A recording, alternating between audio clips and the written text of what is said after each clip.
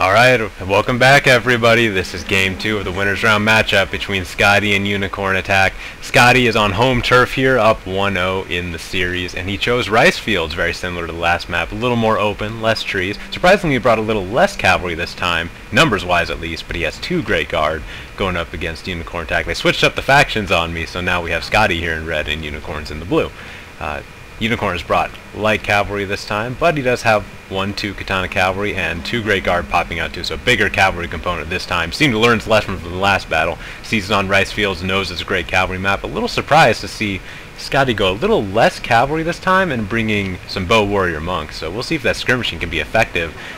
Looks like Unicorn, has brought some matchlocks. Good map for matchlocks. Get some nice early shots off. Plenty of room to maneuver. He's going right in for the attack. Actually, not a bad idea, especially with light cavalry going right into the no-dachis. Light cavalry make great sacrifices. Scottie still got a Yari hidden off over there in the trees. It looks like they might be pulling back. Yeah, they are pulling out. Got a nice early charge off. They're down to about half strength each, though. So Scottie's forces are in disarray, though. This would be a good time for UnicornAttack to attack, as his name implies. Going up against the Great Guard with his own Great Guard, maybe not the best choice. Seems to be employing the same strategy that Scottie brought in the last map of hitting the enemy's cavalry, because this time it seems like he does have the cavalry advantage, so maybe he could do it. Nodachi's there, it was a pretty good charge. Killed about 50 men. I'd say that's a very good charge. Yari Samurai being shot into there under friendly fire, so their morale will be affected. It's starting to go down into the yellow. Not taking too many casualties there. Good choice to send the Yaris up there to take the hit from the Nodachis. Don't want your katanas taking that hit, definitely. In comes some Nodachis there. Oh, they're not going to get the charge off. They stopped short. A little bit of a micro error there, overlooking his Nodachis. Didn't quite make it to the line and get that order off. Pops his rally early. There's already wavering on Scottie's line.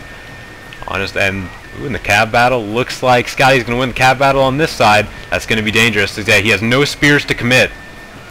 Should maybe be redeploying his matchlocks to the strong cavalry side on Scottie so he can shoot it, but his infantry line is crumbling. Nice attack there. Katana Samurai, some Nodachis. Looks like he got the better of that charge, and he's going to be tearing through what's left. And they're actually going to get tied down over here. Nodachi Samurai, though the cavalry is eventually going to pull through. Yari Cavalry is going to be attacking too. Definitely should have turned his matchlocks to face the strong side with the enemy cavalry. And he's going to do it now. It might be a little too late, but I don't think it's going to matter. Scottie's melee line is just completely cleaned up. Well, that battle was quick and easy. Got the better of the charge and won the melee battle. Had a bit of infantry and a cavalry advantage there, I think. So, especially the Nodachis not getting off that good charge. Rallies, it's still in effect. They're in green morale. There's going to be no chance. Even with the cavalry attacking, there's going to be no way he's going to come back from this.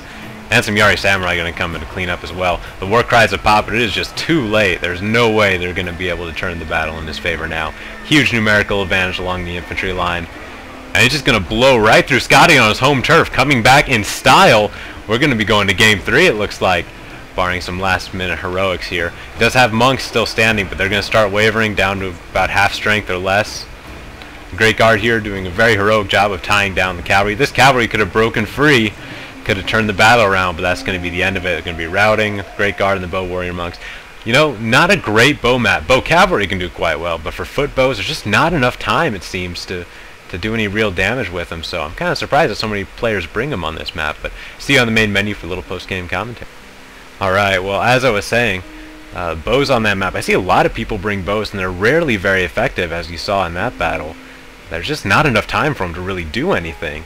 With cavalry sweeping in like that, you're probably going to bring a lot of cavalry on rice fields. It's just built for cavalry, flat with very few trees. Of course people are going to bring cavalry, and cavalry, of course, are the hard counter to archers, and so kind of surprised to see Scottie bring that bow warrior monk. It's a pretty heavy investment of 1,000 koku into that one bow warrior monk on a map like that. Definitely should have put a little bit more into cavalry. If you just had one more cavalry unit, maybe like just one Yari cavalry, or maybe even 2 or 3 light cavalry, could have been a very different story. The matchlocks there did a pretty okay job, but did probably more harm than they did good, come to think of it. If you could have redeployed them in time and faced them towards the cavalry, you could have done a lot more damage. And actually, it's pretty good to have matchlocks on that map. They can be a great cavalry deterrent. You just need 2 of them and place them in sort of a triangle sort of formation behind your main line. They can ward off cavalry very well.